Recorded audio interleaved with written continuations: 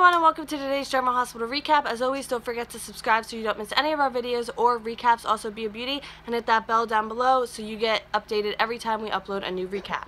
Really fast, there's an important issue I want to talk about. I talked about it last week, but I was really sick and I couldn't really articulate the way I wanted to articulate, but I promise I'll keep it short and sweet. I have links in the description below of videos on net neutrality that give you a better overview of it and go more in depth but aren't tedious. The one I highly recommend is the Vlogbrothers video that I have linked down there. It's around 3 minutes and it gives you the points you need to know and tells you what you need to do. But what I can ask you to do is please contact the FCC Commissioners. I have the links down below to their direct contact page right off the FCC, and let them know that you support net neutrality and you want them to support net neutrality. I have a sample letter in the description below, but feel free to add to it or delete as you see fit to have your voice heard. I know a lot of people like me, it's hard to find a jumping off point, so that's why I have the sample letter.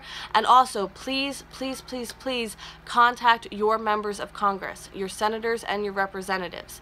It is extremely important. Congress has the power to stop the FCC from repealing net neutrality either afterwards or before, so let your members of Congress know that you support net neutrality, especially if your members of Congress haven't already spoken out against repealing net neutrality. It is extremely important that they know this is an issue that's important to us and that we're not just some robots out there sending some messages. We are real people who really vote and live in their districts and care, and they're supposed to represent us. And with all of the other issues to tackle right now, this issue can't get swept under the rug. Usually we only deal with one important issue at a time. Unfortunately, there's like 3 important issues going on right now, but we cannot let net neutrality get swept under the rug. There is a reason the vote was announced around Thanksgiving, and there is a reason it's happening around the holiday season when people are focused on other things. It is not a good idea. They know it's not a good idea, and they want to sweep it under the rug, but we cannot let it get swept under the rug.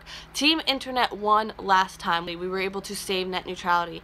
It is a little bit more of an uphill battle this time because the FCC really wants to do it this time, but we have to make sure that they know and the members of Congress know that we care and we want net neutrality. We need net neutrality. Imagine paying a premium to watch YouTube videos.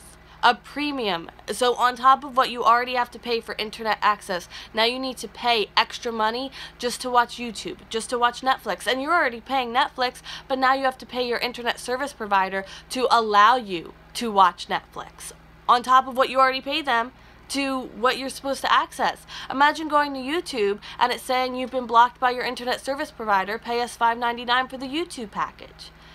And if that sounds like it can't happen, it already happens in other countries. Information, education, freedom to access that information, non-biased, not through what a corporation wants us to see, but of our own free will, is extremely important.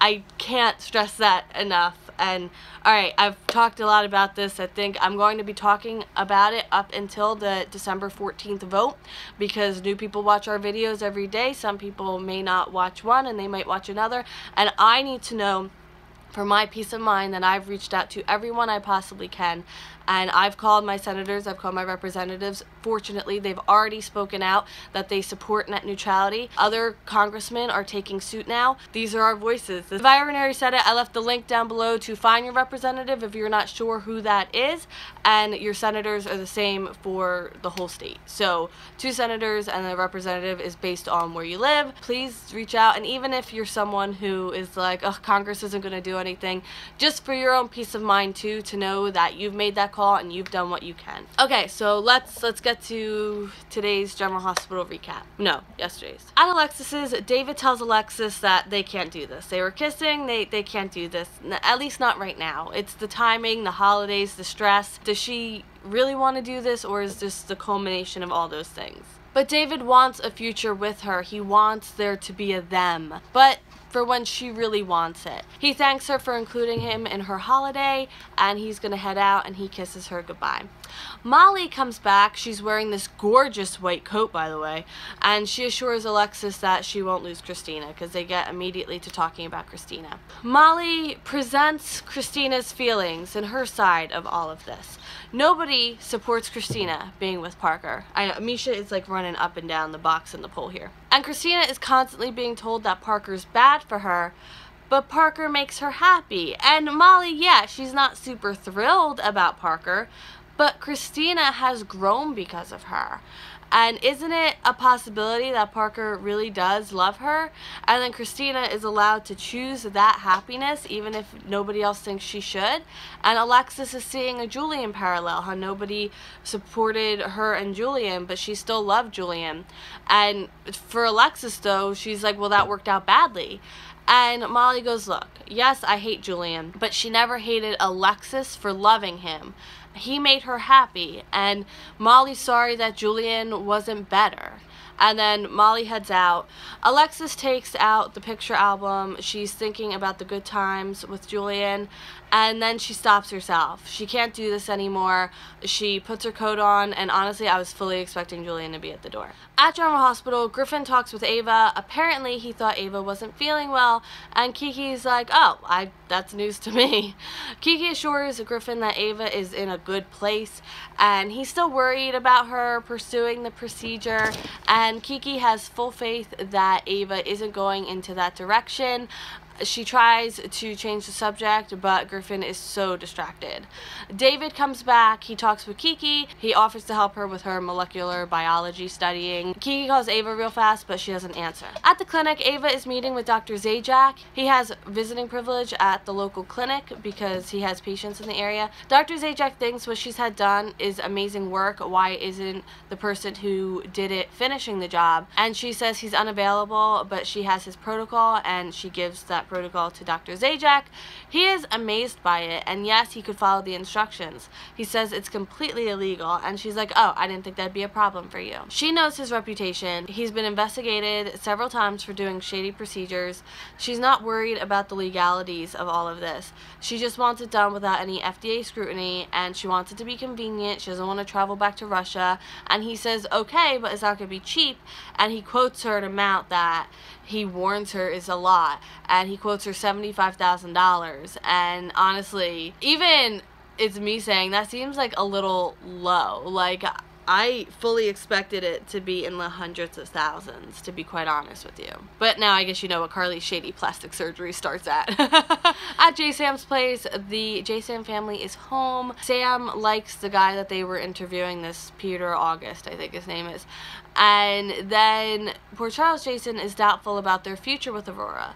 Poor Charles Jason is spiraling a little bit. What if Sonny and Carly do come up with proof that the other guy is Jason Morgan? Sam doesn't think Sonny and Carly would destroy what he built, but he's not so sure. He didn't feel the people at Thanksgiving knew him. They kept looking at him like he was a stranger. And Sam goes, look, I'm all in for Aurora. That's their thing. And she says, even worse comes to worse. If Aurora does go by the wayside, they have their family, and that's all they're ever going to need. And what is he really afraid of? He feels he's watching someone perform on a stage as him. It's very Shakespearean, to be quite honest with you. And all these people are falling in line behind him, but he can't handle the thought of Sam being one of those people. Sam says that she knows who he is. Poor Charles Jason. She knows who he is. She and Scout are alive because of him. He's her partner in everything. He always makes sure she and the family know they're number one. She wouldn't trade that for anything. She loves him, and no one can take that away. And this is the first time I've really seen a glimmer of her staying with him, even if Steve Burton Jason is proven to be the real Jason. And that makes him feel a lot better. He's felt like he's been dying a small death every day. Again, very Shakespearean. And now he's feeling different. At Sonny's, Kim recognizes Steve Burton Jason as Drew. He says he's not. His name is Jason. So, lest we forget, it was only up until a few years ago that the two Jasons stopped looking identical. Kim is confused, and he says he has a twin brother whose name is Andrew, and Kim is embarrassed. She hasn't seen Drew in forever, and she feels thrown for a loop. And Jason says it's okay. Like, just like he is. He's not judging. She shouldn't be embarrassed. It's fine. It happens to the best of us. Carly asks how Kim knows Andrew, and she says he's a friend from San Diego, and Jocelyn and Oscar are like, ooh, She grabs her phone and tells Oscar they need to go. One of her colleagues needs a consult on a paper and she has to go. It's clearly a made-up reason. Kim thanks them for the invite over for Thanksgiving. Carly wants to still talk and Steve Burt and Jason says no, it's okay. But Carly asks her if she can tell them about Andrew. So they give her a quick catch-up on what they know and their situation. Separated birth, plastic surgery, don't know who's who. And Kim says that she didn't know Andrew really well. He dated a friend of hers. And Carly and Sonny, they say they'll appreciate even the littlest amount of information. It becomes clear that Kim doesn't want Oscar to hear this, so the kids start to leave the room, but Oscar hangs back. And then Kim says, you know what, they can hear, it's fine. She says when she was in OBGYN doing clinicals in San Diego, she met Andrew. He was a Navy SEAL. They had a common friend. They shared a social circle, and he just had a way about him, kind of a mystery, and he was always making people laugh. And just having that way. Carly asks if she knows what happened to Andrew, and she says she doesn't know. And Carly says he's in Port Charles, and he thinks he's Jason Morgan. Kim says that in San Diego, especially with the line of work he was in, people get deployed or transferred, and her friend broke up with him, and they all lost track. So that's the last she ever heard of him. Kim asked Steve Burt and Jason what he meant when he said that he, had just returned, he was gone for a long time. And Steve Burt and Jason kind of abridges it. He disappeared, lost 5 years of his life, and then came back. Very fast. We went through 5 years of that. Kim hasn't seen or heard from Andrew in 15 years. 15 years. Port Charles isn't that big though, so she's probably gonna see him here. She's like, oh, probably not. Crazy hours. Ha ha ha. Plus she has to go. She really has to go right now. Steve Burt and Jason thanks her for answering their questions and they head out. One thing they know for sure now is that Jason's twin is a Navy SEAL, and Kim seems really rattled when her and Oscar walk out the door. And now end scene. Kiki tells Griffin she'll check with Ava in the morning, and that's not good enough for him. Dr. Zajack offers to do the procedure tonight. Alexis is at the floating rib and Julian walks in. Oh my goodness. I know I shouldn't, but my guilty pleasure. I really like him. Sonny thinks that they finally have their answers to why Port Charles Jason is so comfortable in a crisis and good with weapons. It's finally dawning on Carly that Andrew had a life that was stolen from him as well. Port Charles Jason is a lot more sure now. They won't lose anything they have. And that is it. I will see you today or tomorrow morning for today's General Hospital recap. And I hope you have a great day. Reach out to those senators and representatives on the FCC, y'all. I'm going to. Okay, bye.